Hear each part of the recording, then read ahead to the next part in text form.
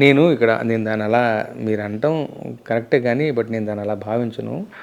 వాళ్ళ సౌజన్యం. ఇప్పుడు ఇవాళ రోజున సెలబ్రిటీలు బయటికి రావాలంటే 1, 2 సార్లు ఆలోచిస్తారు. బయట క్రౌడ్ ఎలా ఉంటుంది ఏమిటనేది. రెండోది వాళ్ళదైనటువంటి దినచర్య, వాళ్ళదైన షెడ్యూల్, వాళ్ళ అపాయింట్మెంట్స్, వాళ్ళ వ్యవహారం ఉంటుంది. సో మామూలు మనుషులే సాయంత్రం కలుద్దామంటే వాళ్ళ పనుందని అవాయిడ్ చేసే ఒక పద్ధతి ఉన్నప్పుడు వాళ్ళ స్థాయి వాళ్ళ స్థాయి సెలబ్రిటీస్ ఒప్పుకుని సౌజన్యంగా శ్రమ కూర్చి దూరాలు ప్రయాణించి రావడం, మా పిల్లల్ని ఆశీర్వదించడం వాళ్ళ గొప్పతనం తప్ప మరేమి కాదు. మీ పాటే కదా మిమ్మల్ని కలిపింది. నేను అందుకంటే లింక్ పాట అంటున్నాను. అయినా రావాల్సిన ఆబ్లిగేషన్ వాళ్ళకి ప్రేమే కదా, పూర్తిగా వాళ్ళ సౌజన్యం నా పట్ల వాళ్ళకు ఉన్నటువంటి అంతే. ఆ ప్రేమ రావడానికి ఎందుకు నేను లింక్ కలుపుతున్నాను అంతే. ఇంకోరి పెళ్ళికి వెళ్ళరు కదా వాళ్ళు.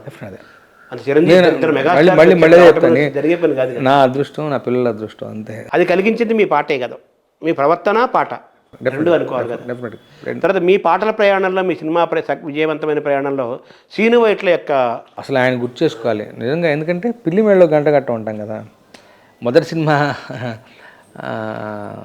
యువసేన తర్వాత సంవత్సరం గ్యాప్ తర్వాత ఢీ అనే సినిమాకి రాశాను. అప్పుడు పరిచయం శ్రీను వైట్ల గారు. ఆ తర్వాత అసాధ్యుడు అనే సినిమాకి పాట రాశాను. కట్ చేస్తే మొట్టమొదటిసారి 5 పాటలు ఇచ్చారు దుబాయ్ సీన్లో. దుబాయ్ సీను, కింగ్, రెడీ, నమో వెంకటేశ. సో అట్లా ఆయన దూకుడు. సో ఆయన చేయబట్టుకుని తీసుకెళ్ళారు. చక్రి కూడా మీ ప్రయాణంలో ఉన్నారు కదా. చక్రికి ఎక్కువ లేవు, బట్ బిగినింగ్ డేస్లో శ్రీనివెట్ల గారి పరిచయం అవడానికి చక్రి గారి కారణం. ఆ తర్వాత చక్రి గారితో మెమరబుల్ ఆల్బమ్ అంటే గోపి గోదావరి. అదే మణిశర్మ గారు మిమ్మల్ని ఎంత ఇష్టపడతారో, అద్భుతమైన పాటలు మీతో రాయించారు. మణి గారు అయితే ఉంది. అలాగే తమన్ కూడా మీరంటే చాలా, తమన్ అంటే నాకు చాలా ప్రాణం. తను పర్సనల్గా ఒక ప్రేమ ఆప్యాయత ఉంటుంది. తర్వాత దగ్గరగా చూసిన వాళ్ళు తమన్ను ఇష్టపడక మానరు. తనకి పని 24 గంటలు. ఇప్పుడు నాకైనా కానీ అసలు కంపోజింగ్ మద్రాసు పోవాలంటే బద్దకిస్తానేమో. తను అసలు చెన్నైకి హైదరాబాద్కి తిరుగుతూనే ఉంటాడు. అసలు ఆ ఓపిక మెచ్చుకోవాలి. ఇది చెన్నై కాదు, ఎక్కడ దుబాయ్లో కనిపిస్తే రోజు అమెరికాలో ఉంటారు, ఇంకో రోజు లండన్లో. ఆ ఓపిక మెచ్చుకోవాలి. తన పని పట్ల ప్యాషన్. అంటే రిథమ్స్ తీసుకోవాలి, చండీగఢ్ బ్యాండ్ వాళ్ళు ఎవరో ఉన్నారంటే బొంబాయి పోదాం అంటాడు.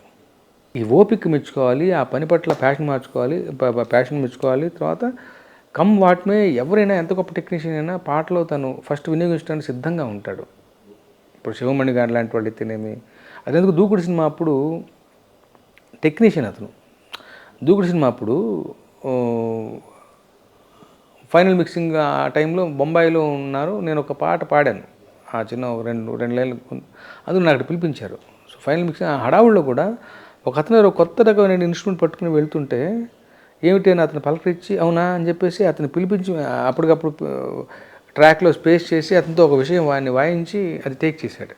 అంటే టెక్నీషియన్స్ అంటే లైవ్ ఇన్స్ట్రుమెంట్స్ అంటే అంత ప్రేమ అతనికి. మిమ్మల్ని ఇష్టపడే దర్శకులు, సంగీత దర్శకులు మన శర్మ, మనం ఇలాగో మిమ్మల్ని బాగా ఇష్టపడే దర్శకుల్లో ఇప్పుడు మీరు మన శ్రీను వైట్ లాగానే, మన కొట్టాల శివలాగానే ఇలా చాలామందికి మీరు తొందరగా కనెక్ట్ అవుతారు.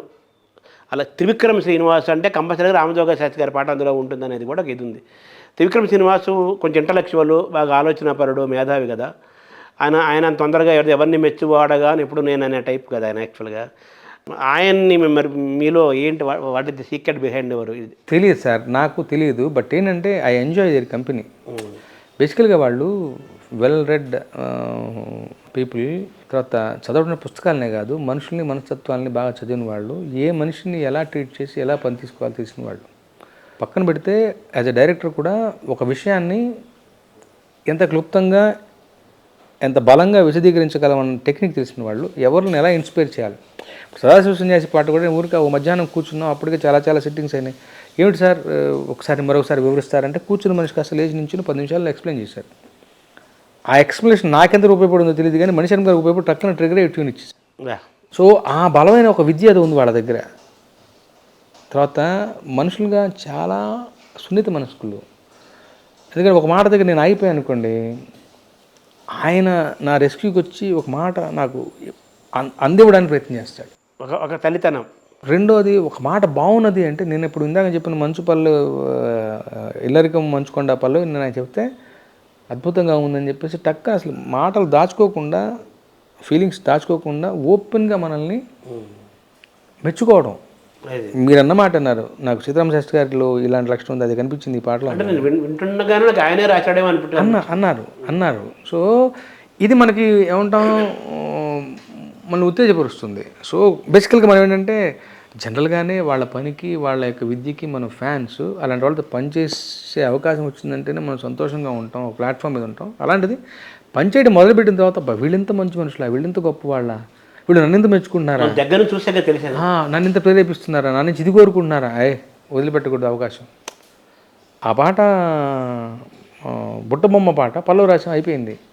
చరణం పట్టుకుని వచ్చి ఒక రోజంతా చేసి రాత్రి 10 గంటల వరకు నాకు సంతృప్తికరమైన అవుట్పుట్ లేక, కానీ ఒక అటెండెన్స్ కాల్ అయితే చేయాలని చెప్పేసి ఇంతవరకు చేశాను అని చెప్పేసి ఒక పల్లవి చరణం మీద వినిపించి లూజ్గా మిగతా లైన్స్ ఉన్నాయి అంటే, ఈ లైన్ బాగుంది కదా ఎందుకు వదిలిపెట్టామన్నారు. సార్ నాకు తెలియదు సార్, ఇది పూర్తి చేయగలిగాను, ఇది పూర్తి చేయలేదేమో, బట్ ఈ 2 లైన్ల వల్ల మీకేమి అనిపించింది, ఎలా తీసుకెళ్దాం అన్న. రాజుల కాలం కాదు రథము గుర్రం లేవు, చూనుకి స్ఫురించింది అంతే. వచ్చేస్తున్నారా అది వినిపిస్తే ఇది బాగుంది కదా, ఇది ఎందుకు వదిలిపెట్టారు అన్నారు. దీన్ని మీకేమనిపిస్తుంది అంటే, పల్లవి నేను రాశానా, ఇది కూడా మీరే నిర్వహించండి, మీరు బ్రహ్మాండంగా చేస్తారు నాకు తెలుసు అని పెట్టేసి తెల్లబాయి పాట రెడీ అయిపోయింది. సో మన మీద వాళ్ళకున్నటువంటి నమ్మకాన్ని ప్రొనౌన్స్ చేయటం ఒక్కోసారి మనకు అది ఇదవుతుంది, మీకు పెద్ద కిక్ అయింది, అది నాకు ఒక దివ్య ఔషధం లాగా అవుతుంది. సో బేసికల్గా అంబిగట్టి పోయింది, ఫ్రెష్నెస్ వచ్చేసి టక్కున రాసేసుకున్నాను. సో మనుషుల్ని ప్రేరేపించే పద్ధతి రకరకాలు. ఒక గొప్ప సందర్భాన్ని ఛాలెంజ్ చేయడం దగ్గర నుంచి, ఒక మాట అవసరమైతే సాయం పట్టడం దగ్గర నుంచి, ఒక మంచి మాట అంటే దాన్ని తక్షణమే మెచ్చుకోవడం దగ్గర నుంచి, ఎక్సైట్ అయిపోవడం, వాళ్ళ ఆనందం నన్ను మెచ్చుకోవడం కోసం కదా, వాళ్ళ ఆనందం వాళ్ళ కళలో తెలుస్తుంది మనకి.